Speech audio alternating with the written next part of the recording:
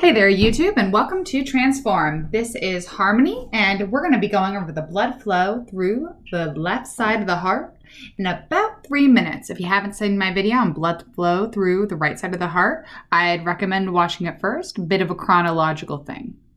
All right, so we're going to start with the lungs.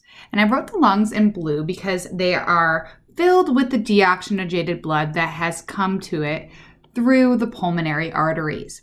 Now, the lungs are full of oxygen, so the blood becomes oxygenated and it turns to this beautiful bright red coloration and it moves into the pulmonary veins, which are located right here.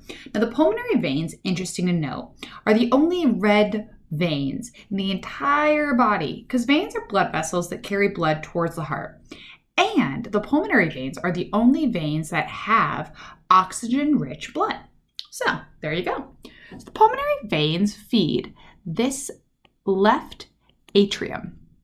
Then the left atrium squeezes through this valve right here that has 2 choroid tendineae. So if you guessed the name to be the bicuspid valve, you were correct. Also known as the mitral valve. And if that is not enough, it's also known as the left AV valve. All right, so now I think I've given you a lot of names. AV there just stands for arterioventricular, and that makes sense if you look about it because you've got your left atria into your left ventricle. Also of note, if you saw my other video, just throwing it in there, that's also called the right AV valve. All right, back to this side though. Left ventricular squeezes right through this little itty bitty valve here, which is called the aortic semilunar valve.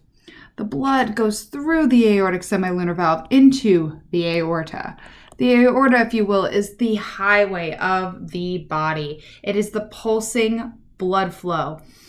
Off of this, you're going to get the brachiocephalic artery. You're going to get the left common carotid artery. And you're also going to get the left subclavian artery.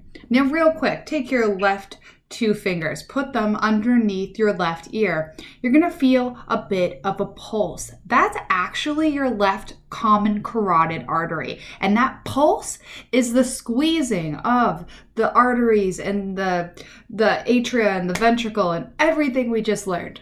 Pretty cool. All right. Thanks for watching.